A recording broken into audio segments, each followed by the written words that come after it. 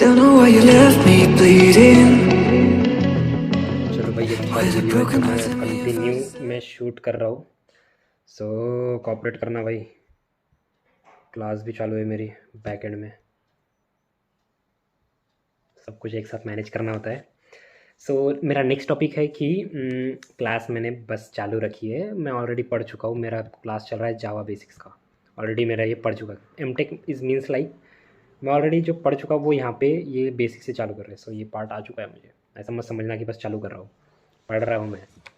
Like अभी इस topics में मैं कवर करूँगा कि लाइक जो बंदे या फ्री पुल पे है तो वो क्या करे, या फिर बेंच पे है तो क्या करे। काफ़ी लोग बहुत टाइम से 6-6 7-7 1-1 साल से बेंच पे, फ्री पुल पे क्या कर रहे हैं, घर पे पता नहीं क्या कर रहे थे, पता नहीं, बस क्वेश्चंस आते हैं। सो काफ़ी टाइम से वो लोग फ्री पुल पे है, बेंच पे।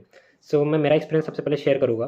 लाइक जो एक्सपीरियंस और फ्रेशर रहते हैं, प्रोसेस दोनों के लिए सेम है, बट जो आसानी होती है एक्सपीरियंस के लिए काफ़ी ज़्यादा अच्छी, एकदम बेस्ट होती है।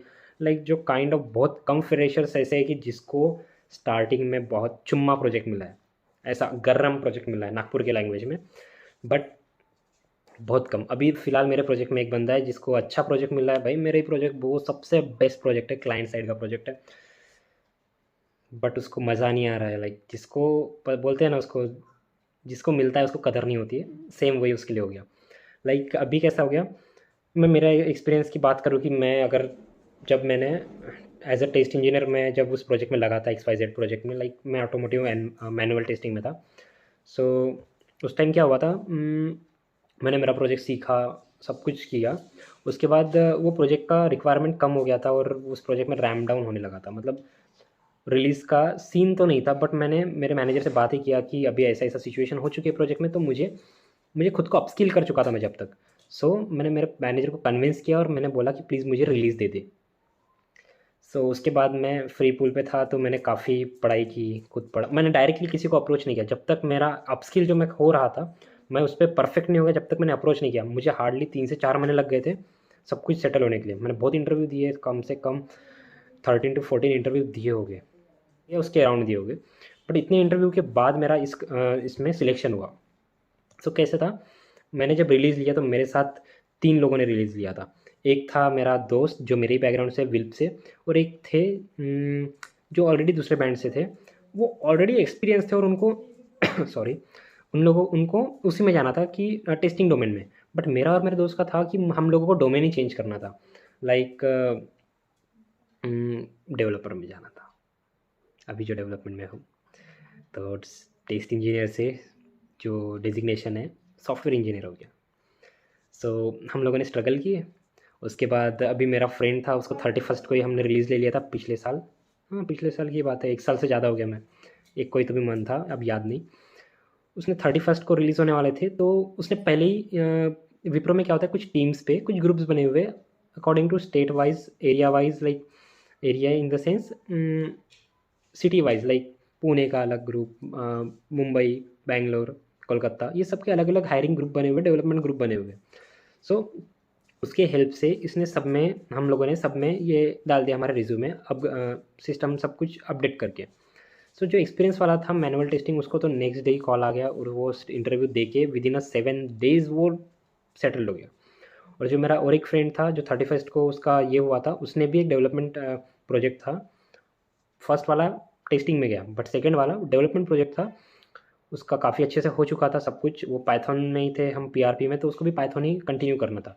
सो उसको पाइथन में ही सब कुछ किया उसने आगे, और पाइथन में उसको प्रोजेक्ट भी मिल गया। उसको भी कम से कम 2 वीक्स लग गए, वो चली गया, मतलब बिलेबल होने के लिए 2 वीक्स लग गए। उसने जब इंटरव्यू दिया ना, वो हो गया सिलेक्ट।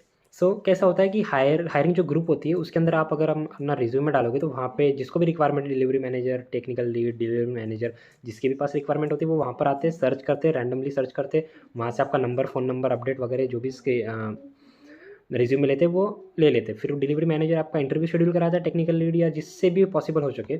उसके बाद जो प्रोजेक्ट में क्या होता है, कुछ एक्सपीरियंस लोग रहते हैं वो डायरेक्टली प्रोजेक्ट पे चले जाते हैं, और कुछ को कुछ टाइम तक लर्निंग के लिए बोल दिया जाता है कि लाइक आप 1 मंथ लो, आप ये टीम पे इसके साथ इस मॉड्यूल पे काम करने वाले हो, तो आप इसको परफेक्टली ग्राप्स कर लो। सो उस टाइम ड्यूरेशन तक वो पढ़ लेता है और उसके बाद वो रेडी टू गो रहता है। तो मेरे केस में क्या था, अभी फॉर एग्जांपल वहाँ से हो गया। अब मेरे केस में क्या था, मैंने पढ़ा, सब इंटरव्यू वगैरह दिया, सब कुछ हो गया। फिर जब मेरा सिलेक्शन हुआ तो मुझे भी टाइम मिला कि इतना मेरे दोस्त को नहीं मिला था, मुझे मिला था। तो मुझे टाइम मिला, मैंने मेरे स्किल्स और उसको ब्रश अप किए। अभी मैं थोड़ा अच्छा काफ़ी गुड फ्लो में जा रहा हूँ। सो ये एक वे है कि आप फ्री पूल से बिलेबल हो सकते हो या बेंच से बिलेबल हो सकते हो। और एक वे है कि आप क्या कर सकते हो कि आपके पीएचपी पेज में WMG का कॉन्टैक्ट होता है, @wipro.com। जो भी वहाँ सुपरवाइज़र, प्रोजेक्ट मैनेजर, सबके वहाँ कॉन्टैक्ट होते हैं, HR वगैरह के। आप वहाँ से WMG टीम से कॉन्टैक्ट करना। उन लोगों के पास बहुत सारे एम्पल ऑफ प्रोजेक्ट रहते हैं, वहाँ से डायरेक्टली आपको हेल्प मिल जाएगी। बट यहाँ से हेल्प मिलना मतलब थोड़ा मुश्किल है। आपको इंटरव्यू तो सब जगह निकालना पड़ेगा, जैसे आपने इंटरव्यू विप्रो में दिया था। अगर आपको कोई प्रोजेक्ट रिलेटेड लाइक जैसे मैं मेरे टाइम पे कुछ लोग थे, जैसे कुछ हायरिंग टीम थी जिससे मैं कांटेक्ट में आया, उन्होंने मुझे हेल्प किया। मैंने इंटरव्यू दिया था दिल्ली, मुंबई, बैंगलोर, हैदराबाद, ये सब। क्योंकि मेरा एक टाइम आ गया था कि यार 3 महीने हो गए, उसके बाद मुझे पता चला कि लोग 1-1 साल तक फ्री पुल पे, बट मुझे ज़्यादा फ्री पुल पे नहीं रहना था। सो उस टाइम मैंने कुछ हायरिंग टीम्स से बात हुई। सो कुछ कुछ हायरिंग के मेरे पास मेल आईडीज़ है। अगर आप में से किसी को चाहिए होगा तो प्लीज़ मुझे कांटेक्ट करें, लाइक लिंक्डइन पे कांटेक्ट करें, या बेटर रहेगा कि कोई ऑफिशियली विप्रो मेल से मुझे कांटेक्ट करे। सो मैं उनको वो मेल आईडी दूंगा, सो आप उनसे बात कर सकते हो और डायरेक्टली। और देखो मैंने कैसे किया था, रानी बहुत गुस्सा करती है यार।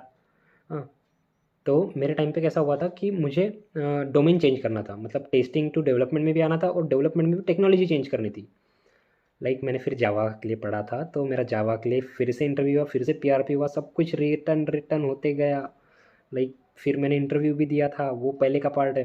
सो ये सब होते गया, ये बैकग्राउंड प्रोसेस होता है। फिर प्रोजेक्ट के अंदर फिर से बैकग्राउंड वेरिफिकेशन हुआ, ये सब कुछ प्रोसेस होता है। तो ये था फ्री पूल से बेंच से हमको बिलेबल होना। और बहुत सारे लोगों का सीन ऐसा रहता है कि मैं तो नेक्स्ट डे बिलेबल हो गया था, बट कुछ लोग रहते हैं कि 2 महीने 3 महीने बाद बिलेबल होते हैं। तो इस केस में आपको आपके प्रोजेक्ट मैनेजर, डिलीवरी मैनेजर से बात करनी है कि मुझे बिलेबल एक्सट्रीमली होना ही है, मतलब तुरंत होना है या फिर विद इन अ वीक होना है।